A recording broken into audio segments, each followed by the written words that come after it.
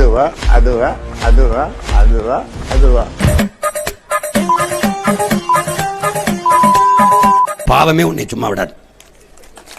வைத்தியக்கார எத்தனை ஆண்டா கத்துறது? எத்தனை ஆண்டு கத்தி முடிச்சு தேர்தல் முடிஞ்சு போனா டாக்டர் கூப்பிட்டு உள்ள குழாய் விட்டு காட்டுறான், அங்க பாரு என்ன பாடுபடுத்தி வச்சிருக்காங்க. எனக்கு நான் ஒரு மூச்சை இழப்பேன், பேச்சை இழக்க மாட்டேன். உனக்கு புரியுதா?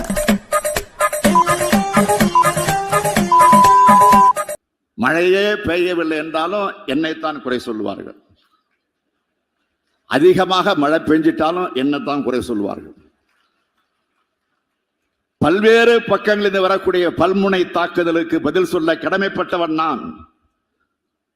ஒரு பக்கம் திராவிட முன்னேற்ற கழகத்தினுடைய தலைவர், இன்னொரு பக்கம் தமிழ்நாட்டினுடைய முதலமைச்சர்.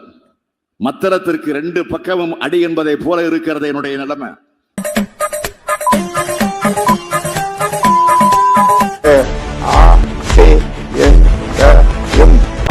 சாபம் விடல, மனசுக்குள்ள அது இப்படி ஒரு சாபம் வர மாதிரி தெரியுது. ஆனா நான் அடக்கிறேன்.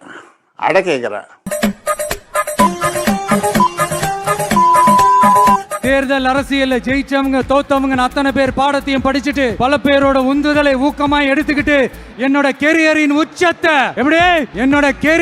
உச்சத்தை உதறிட்டு அந்த ஊதியத்தை உதறிட்டு உங்க விஜயா உங்களை மட்டுமே நம்பி வந்திருக்கேன். நம்பி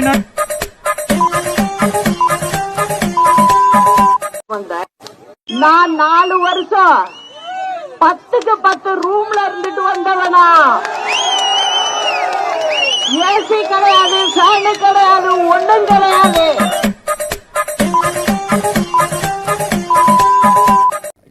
ஏதாவது ஒன்று தொலைச்சு போட்டுருவேன். நான் சும்மா இருக்க மாட்டேன். வேடிக்கை பார்த்து நினைச்சிட்டு இருக்கானுங்க. மனசுல அப்படியே வெறி கோபத்தில் இருக்கிறேன். நான் ஐயா வச்சு டிராமா பண்ணி நாடகம் ஆடிட்டு இருக்கேன்.